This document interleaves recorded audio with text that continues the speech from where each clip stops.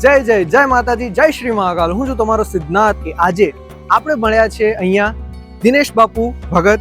એમ કહેવાય કે માં ચામુંડના ઉપાસક છે, સાધક છે અને માતાજીનું મંદિર છે એમનું. અને આજે એમની સાથે હું જે આવ્યો છું એ તમારા ભાવ લઈને આવ્યો છું, તમારી જે પ્રશ્નો છે એ લઈને. કેમ કે હું તો એકદમ કોરી પાટી છું, મને ખબર નથી, મને નથી વિદ્યાની ખબર પડતી, ના મને કાંઈ ખબર છે. પણ આજે મેં જેટલા બાપુના વિડીયો જોયા છે મને જોઈને બહુ આનંદ થયો છે કે ચલો એક સાત્વિકતા એક ભક્તિમાં કેટલી હોવી જોઈએ એ મને બહુ ગમે છે. તો આજે આપણે બાપુ સાથે વાત કરીએ. અને મને ખાસ બાપુ પૂછવું હતું, મને પણ એક દુહો પેલા યાદ આવે છે, ગુરુ બિન જ્ઞાન ના ઉપજે, ગુરુ બિન મિટે ના ભેદ, ગુરુ બિન સંશય ટળે ના, ભલે વાંચી લે ચારો વેદ. ગુરુનો કેટલો મહત્વ છે બાપુ? બાપુ, હું તો પહેલા તો તમારો આભાર માનીશ કે આ વિડીયોમાં મને લીધો અને લોકો સુધી જે મારા જે શબ્દ છે એ લોકો સુધી પહોંચાડ્યો છે. અને ખૂબ આભાર સુધીરભાઈ સોલંકીનો કે એમણે માતાજીએ પણ એમને કઈક પ્રેરણા કરી છે કે બાપુ તમે અહીંયા આવો અને આપણા સમાજ સુધી તમે આ બધો વિડીયો પોગાડો, આપણા સમાજ સુધી તમે આ બધું જ્ઞાન પોગાડો. હું ભગવતીનો આભાર માનું છું કે મને અહીંયા સુધી લાવ્યા. મારા ગુરુજીનો આભાર માનું છું. ઓમ નમો આદેશ. હું તો છું દિનેશ ભગત અને હું ચેમ્બુરથી છું. માં ભગવતી ચામુંડા માતાજીનો ઉપાસક અને હનુમાનજી મહારાજના મંદિરનો પૂજારી તરીકે કે નિસ્વાર્થ ભાવે પૂજા પાઠ કરું છું. કોઈ વાતનો સ્વાર્થ નથી મારો એની પાછળ. બાકી હવે તમે કીધું ગુરુનું મહત્વ. હવે જેમ આપણે રેલ કરીએ ને, રેલગાડી એ એન્જિન વગર ન ચાલે. એન્જિન હોય તો એને ખબર પડે, એન્જિન લઈ જાય કઈ આપણે સ્ટેશને જવું હોય, એન્જિન વગર ડબ્બા ન જાય. તો એક ગુરુ છે, ગુરુ વગર આપણે ભગવાન સુધી ના પહોંચી શકીએ. એટલે ગુરુનું ખૂબ જ મહત્વ છે. ગુરુ જે આપણે ગુરુ મંત્ર આપે, ગુરુ મંત્ર સિવાય આપણે ભગવાન ન મળે. ગુરુ મંત્ર એટલે શું બાપુ, મને સમજાવશો તમે? ગુરુ મંત્ર, ગુરુ વાક્ય મંત્ર મૂલમ.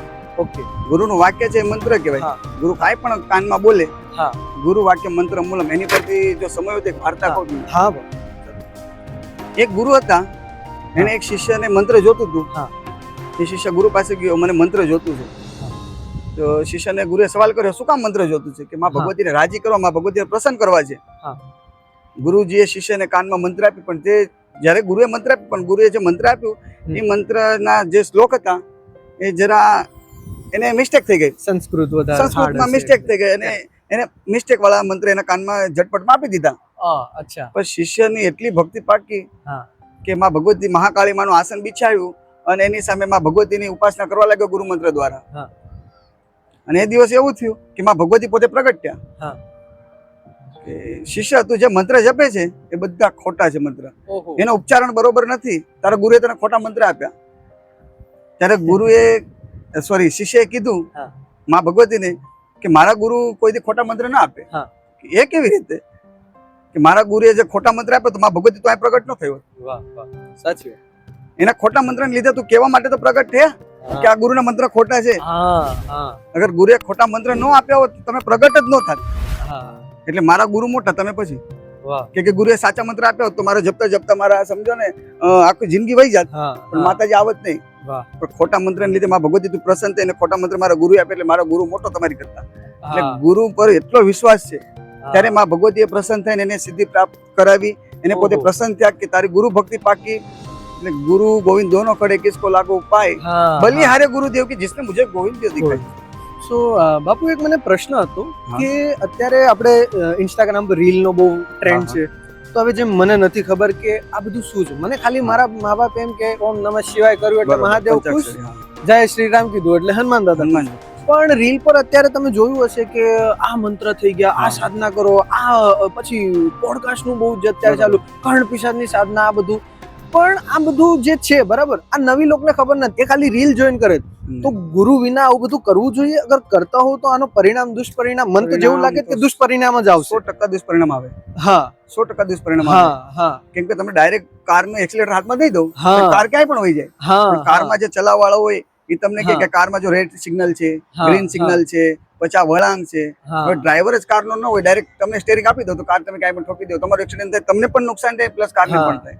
એટલે ગુરુ વગર આવી બધી સાધના ન કરાય. તો આ ભૂલ કોની છે જે વિડીયો બનાવે છે? વિડીયો બનાવવાને જોઈન શીખે છે, પણ વિડીયો બનાવવાળા લાસ્ટમાં કહે પણ છે કે તમે ગુરુના માર્ગદર્શનમાં રહીને તમે સાધના કરજો. અમુક કહે છે કે ગુરુ સિવાય તમે આ સાધના નહીં કરતા, યા ગુરુને કોઈ પણ તમારે કોઈ ઈષ્ટ હોય હા, હા. એને તમે રાખીને સાધના કરજો. હા. પણ લોકો ડાયરેક્ટ સાધના કરવા માંડે છે, તેમાં દુષ્પરિણામ આવે છે. તો આ સાધના તમે એમ કહો છો કે ના કરાય જ્યાં સુધી ગુરુ ના હોય જ્યાં સુધી ગુરુ મંત્ર ન હોય ત્યાં સુધી સાધના ન કરી શકો.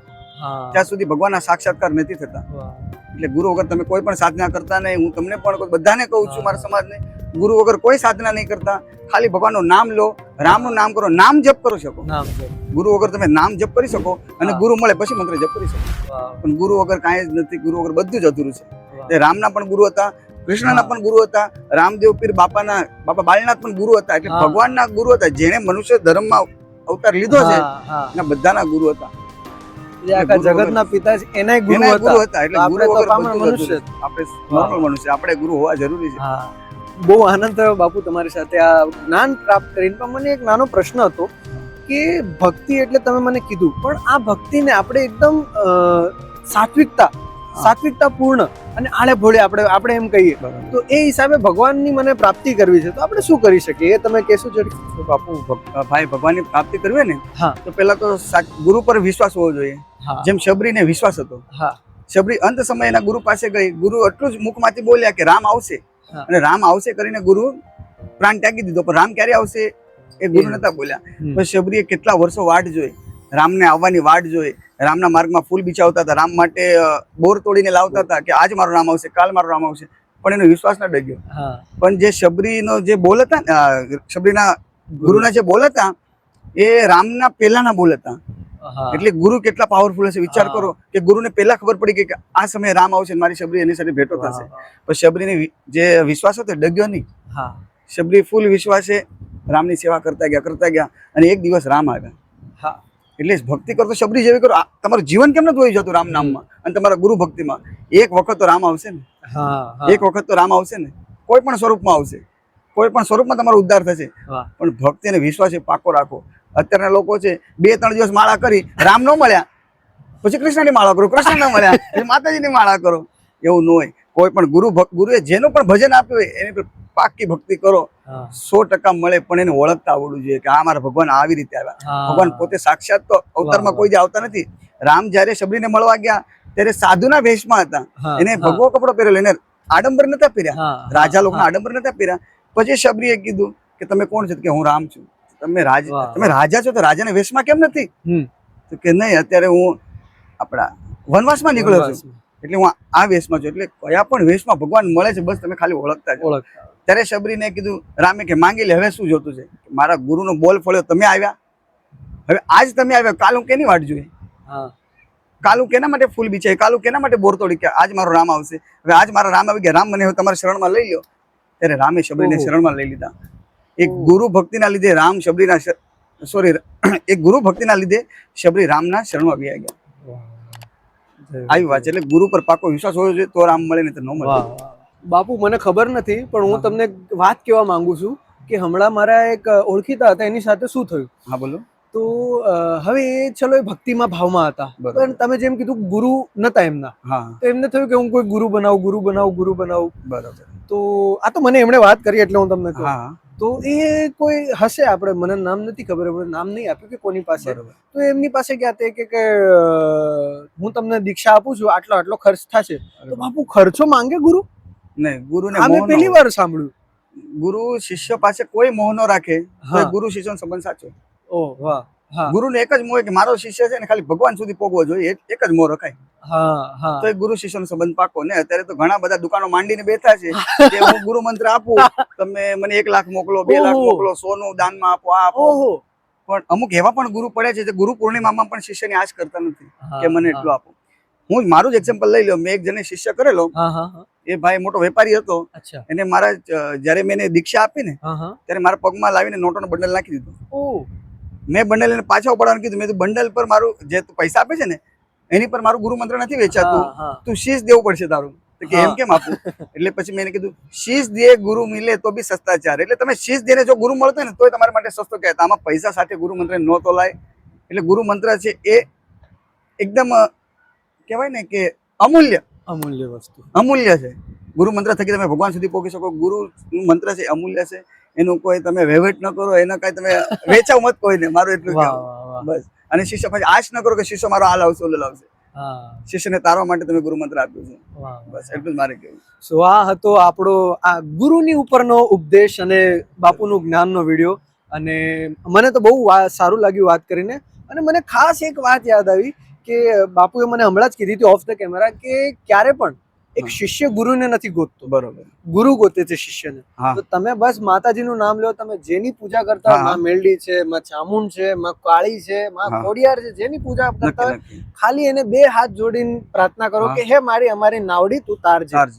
તો વિશ્વાસ અને રાખો. વિશ્વાસ રાખો. બસ, બસ. અને આ વિડીયો આપણે અહીંયા એન્ડ કરીએ. જય સો જય માતા. જય માતા. તો આ હતી અમારી એક નાનકડી કોશિશ સિદ્ધનાથ અને દિનેશ દાદા સાથે. વિડીયો શોર્ટ છે અને એ અમે ઇન્ટેન્શનલી શોર્ટ રાખ્યો છે કારણ કે અમે વધારે લાંબો વિડીયો કરીને તમારો અમૂલ્ય સમય અને વાતની જે ઇમ્પોર્ટન્સ છે એને ઓછી નથી કરવા માંગતા. તો આવા જ નાના નાના ટોપિક લઈને આપણે આવતા રહીશું. આજનો વિડીયો આપણો હતો એક ગુરુનો મહિમાનો વિડીયો હતો, મહત્વનો વિડીયો હતો. તો આપણે જેટલું જાણકારી દાદાએ આપી મને ઘણી સારી લાગી કેમેરાની પાછળ. I wanted to be a part of this video, એટલે હું એન્ડ કરવા આવી ગયો છું. તો thank you so much Siddhnath, thank you so much Dinesh દાદા. તો હવે આપણે નેક્સ્ટ વિડીયો જલ્દી આવશે. આજના વિડીયોમાં તમારું કમેન્ટ જરૂર છોડીને જજો. સિદ્ધનાથને ફોલો કરો, એના આઈડી પર ઇન્ફોર્મેશન ડિસ્ક્રિપ્શનમાં છે. દાદાને ફોલો કરો, એમના આઈડી પર. આપણી ચેનલને તો ફોલો કરવાનું જ છે. આજના માટે આટલું જ છે. હું સુધીર સોલંકી, મળું છું તમને નેક્સ્ટ વિડીયોમાં. જય માતાજી. ઓમ નમો આદેશ.